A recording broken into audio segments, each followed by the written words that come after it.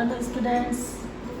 आज मैं फिर से आपके साथ हूँ और हम आप आगे का अध्ययन कर रहे हैं। पहले हमने थॉर्नडाइक के नियमों का अध्ययन किया था और सीखने के स्तर का अध्ययन किया था, लेवल ऑफ लर्निंग। आज हम जो सीखा हुआ ज्ञान है उसको आगे कैसे ट्रांसफ़र करते हैं या आगे ट्रांसफ़र करना क्या होता है उसके बारे में अध्ययन करेंगे कि जो हम सीख रहे हैं ज्ञान वो हमें हमारे जो फ्यूचर के लिए काम में ये आएगा या नहीं, या हम इसको ले पाएंगे या नहीं। अगर हम इनको फ्यूचर में काम में ले पाएँ तो ये हमारा नॉलेज हमारे लिए पॉजिटिव रहेगा। तो आज हम अध्ययन कर रहे हैं ट्रांसफ़र ऑफ लर्निंग, सीखने का स्थानांतरण।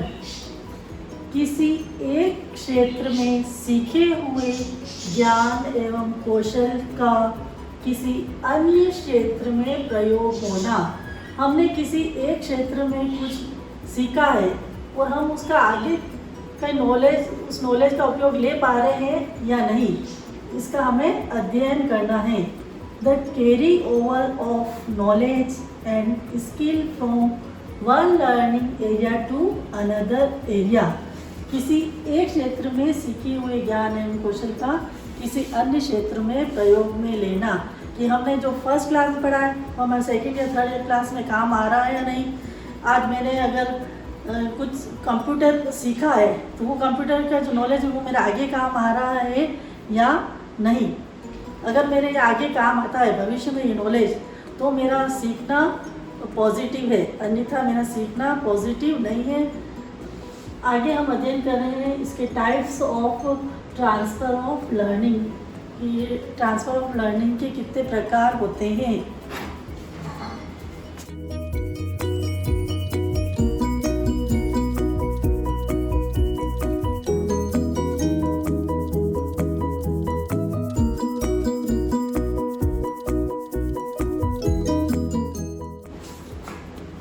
टाइप्स ऑफ लर्निंग ट्रांसफ़र, इसको 3 भागों में डिवाइड किया गया है। फर्स्ट है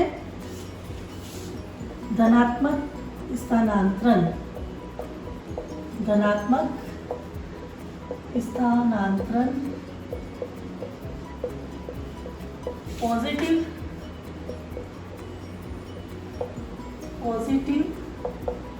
ट्रांसफ़र। अगर हमने जो नॉलेज लिया है या स्किल सीखी है वो आगे मेरे काम आ रही है या नहीं। अगर वो मेरे आगे काम आ रही है तो वो पॉजिटिव ट्रांसफ़र है।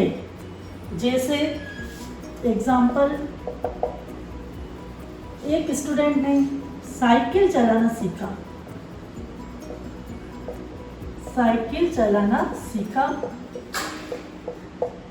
तो इस साइकिल चलाने का नॉलेज उसके क्या काम आया? मोटरसाइकिल चलाने में, मोटरसाइकिल में ये काम आया। तो ये पॉजिटिव ट्रांसफ़र है, क्योंकि जो साइकिल चलाना सीखा है तो साइकिल चलाते हुए बैलेंस करना, ब्रेक लगाना, स्पीड का ध्यान रखना और अपने कॉन्फिडेंस का डेवलपमेंट, क्योंकि उसने साइकिल चला रखी है तो उसे मोटरसाइकिल चलाने में भी कॉन्फिडेंस हो रहा है। तो ये हमारा हुआ पॉजिटिव ट्रांसफ़र। और जैसे मैंने कार चलाना सीखी है तो मैं ट्रक चलाना भी आसानी से सीख सकती हूँ। जो कार चलाने में जो गियर बदलना है, स्टीयरिंग संभालना है, वो सभी ट्रक चलाने में काम आता है। तो ये मेरा ट्रांसफ़र हो गया पॉजिटिव ट्रांसफ़र। जैसे हमने गणित का ज्ञान लिया है, गणित, तो हम उसको विज्ञान, साइंस, सांख्यिकी आदि क्षेत्रों में उसका उपयोग कर सकते हैं। तो ये हमारा हो रहा है पॉजिटिव ट्रांसफ़र, कि एक क्षेत्र में सीखा हुआ ज्ञान मेरे दूसरे क्षेत्र में काम आ रहा है, तो मेरा ये ट्रांसफ़र हो गया पॉजिटिव ट्रांसफ़र। अब हम दूसरा पढ़ रहे हैं ऋणात्मक स्थानांतरण, नेगेटिव ट्रांसफ़र। ठीक है,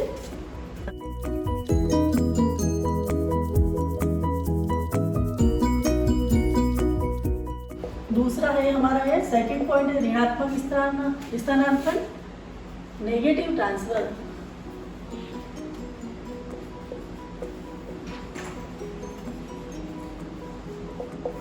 नेगेटिव ट्रांसफर।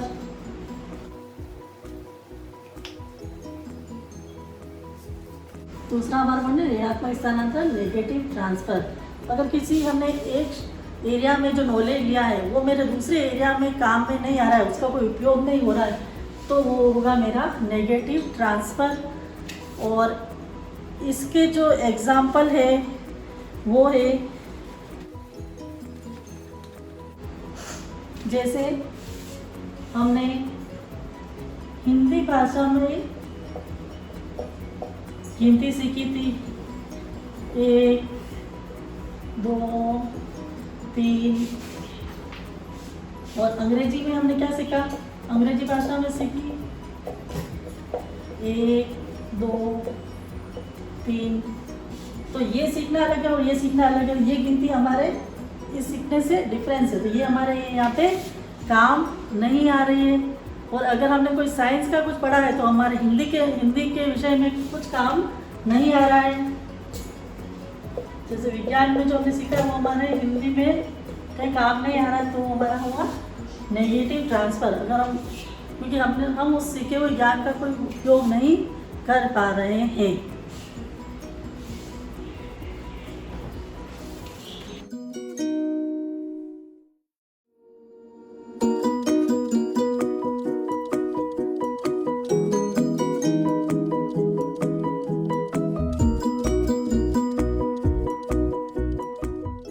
थर्ड पॉइंट है जीरो ट्रांसफर, शून्य स्थानांतरण। मतलब हमने जो पहला हुआ सीखा हुआ ज्ञान है उसका न तो हमें कोई लाभ हो रहा है न कोई हानि हो रही है, तो हमारा क्या हुआ वो जीरो ट्रांसफर। तो ये तीनों हमारे हो गए अधिकतम स्थानांतरण के प्रकार। कि सीखे हुए ज्ञान का किसी अन्य क्षेत्र में प्रयोग में लेना ही अधिकतम स्थानांतरण है। धन्यवाद।